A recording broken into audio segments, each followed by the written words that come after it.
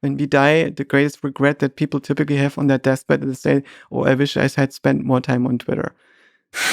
No, I don't think that's the case. I think I should Almost never. probably have spent less time on Twitter. But I found it so useful for myself and also so addictive that I felt I need to make the best of it and turn it into an art form and thought form. And it did help me to develop something. Yeah. But I wish what other things I could have done in the meantime. It's just not the universe that we are in anymore. Most people don't read books anymore. What do you think that means, that we don't read books anymore? What do you think that means about the collective intelligence of our species? Is it possible it's still progressing and growing? Well, it clearly expanding? is. There is stuff happening on Twitter that was impossible with books.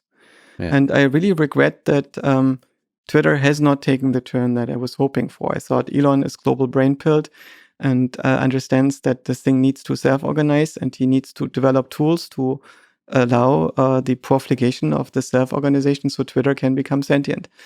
And maybe this was a pipe dream from the beginning, but I felt that the enormous pressure that he was under made it impossible for him to work on any kind of content goals. And also many of the decisions that he made under this pressure seemed to be not very wise. I don't think that as a CEO of a social media company, you should have opinions in the culture war in public. I think that's very short-sighted. And I also suspect that it's not a good idea to block Paul Graham of all people over setting a Mastodon link. And I think Paul made this intentionally because he wanted to show Elon Musk that blocking people for setting a link is completely counter to any idea of free speech that he intended to bring to Twitter. And basically seeing that Elon was way less principled in his thinking there and is much more experimental. And many of the things that he is trying, they pan out very differently in a digital society than they pan out in a car company, because the effect is very different, because everything that you do in a digital society is going to have real world cultural effects. And so basically I find it quite regrettable that this guy is able to become de facto the Pope, where Twitter has more active members than the Catholic Church. And he doesn't get it. The power and responsibility that he has, and the ability to create something in a society that is lasting and that is producing a digital agora in a way that has never existed before, where we build a social network on top of a social network, an actual society on top of the algorithms.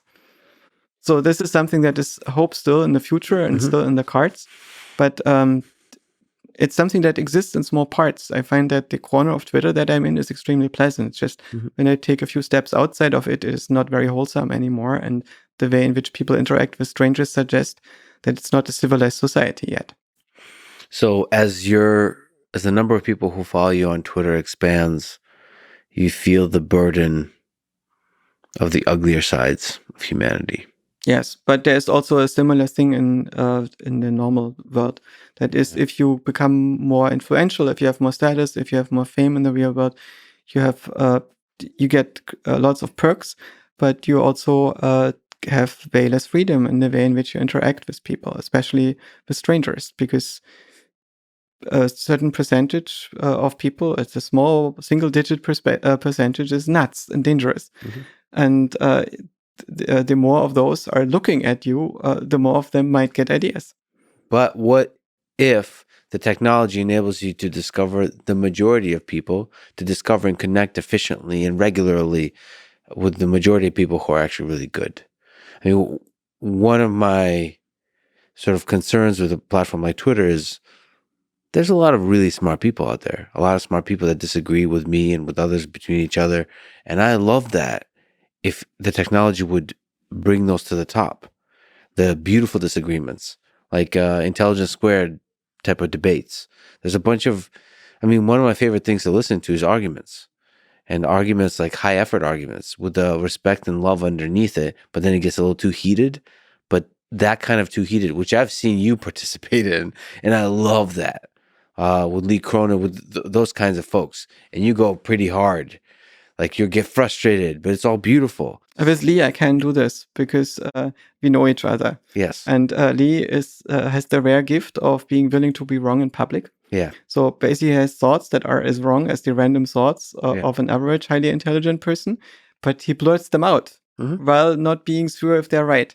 And he enjoys doing that. And once you understand that this is his game, you don't get offended by him saying something that you think is so wrong. But he's constantly passively communicating a respect for the people he's talking with, and for just basic humanity and truth and all that kind of stuff. And there's a self-deprecating thing. There's a bunch of like social skills you acquire that allow you to be a great debater, a great argumenter, like be wrong in public and explore ideas together in public when you disagree. And if I would love for Twitter to elevate those folks, elevate those kinds of conversations. It already does in some sense. But also, if it elevates them too much, then you get this phenomenon on Clubhouse where you always get dragged on stage. And I found this very stressful because it was too intense. Yeah. I don't like to be dragged on stage all the time. Yeah. I think once a week is enough.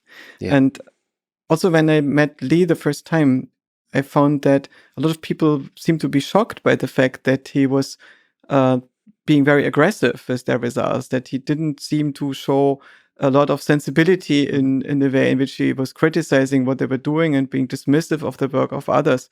And that was not, I think, in any way a shortcoming of him, because I noticed that he was much, much more dismissive with respect to his own work. So it was his general stance. And I felt that this general stance is creating a lot of liability for him, because really a lot of people take offense at him being not like a Dale Carnegie character who's always smooth and make sure that everybody likes him. So I really respect that he is willing to take that risk and to be wrong in public and to offend people.